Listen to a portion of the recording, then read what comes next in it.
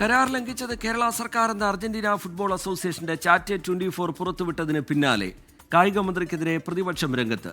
മെസ്സിയുടെ പേരിൽ കള്ളപ്പണം വെളുപ്പിക്കൽ ശ്രമം നടന്നു എന്നതടക്കമുള്ള ആരോപണമാണ് പ്രതിപക്ഷ നേതാക്കൾ ഉന്നയിക്കുന്നത്. അതേസമയം കായിക മന്ത്രിയെ പിന്തുണച്ച് മറ്റു മന്ത്രിമാരും രംഗത്തെത്തി. അർജന്റൈൻ ടീമിന്റെ കേരളത്തിലേക്കുള്ള വരവ് കയ്യാലപ്പുറത്തായതോടെ മെസ്സി ഈസ് മിസ്സിംഗ് എന്നാണ് KPCC പ്രസിഡന്റ് സണ്ണി ജോസഫിന്റെ പരിഹാസം. Messi is missing. കേരള സർക്കാരിന്റെ ഗുരുതരമായ വീഴ്ചകൾ, അവകാശവാദങ്ങൾ പൊളിഞ്ഞിരിക്കുന്നു. മെസ്സി ഇല്ലയിൽ മന്ത്രി ഇറങ്ങി കളിക്കട്ടെ എന്ന് രമേശ് ചെന്നിത്തല.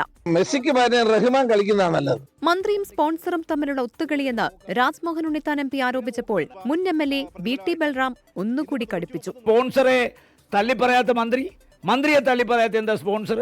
അപ്പോൾ ഒരു നുഖത്തിൽ വെച്ച് കെട്ടാവുന്ന രണ്ടുപേരാണ് ഈ സ്പോൺസറും മന്ത്രിയും. എനിക്കിത് സംശയിക്കാനുള്ളത് ഇത് നിയമവിരുദ്ധമായ ഏതെങ്കിലും ഇടപാടുകൾക്ക് വേണ്ടിയുള്ളൊരു മറയായിരുന്നോ എന്നുകൂടിയാണ്.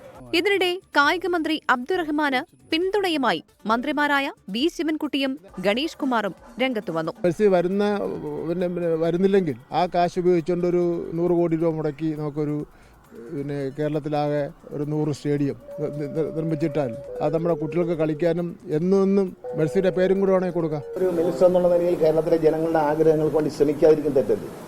അദ്ദേഹം ഒരു മന്ത്രി എന്ന നിലയിൽ കേരളത്തിലെ ജനങ്ങൾ, മെസ്സി എന്ന് പറഞ്ഞാൽ കേരളത്തിലെ ഏറ്റവും കൂടുതൽ ആരാധകനുള്ള വലിയൊരു കളിക്കാരനാണ്.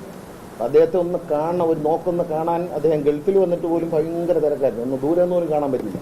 അതേസമയം മെസ്സി വരുമെന്ന് പറഞ്ഞ് ഫുട്ബോൾ ആരാധകരെ കബളിപ്പിച്ചുവെന്ന് ആരോപിച്ച് കോഴിക്കോട് ബീച്ചിൽ പ്രതിഷേധ ഫുട്ബോൾ നടന്നു. KPCC ദേശീയ കായികവേദിയുടെ നേതൃത്വത്തിലായിരുന്നു പ്രതിഷേധം. വിവിധ ബ്യൂറോകൾക്കൊപ്പം സ്പോർട്സ് ഡെസ്ക് 24.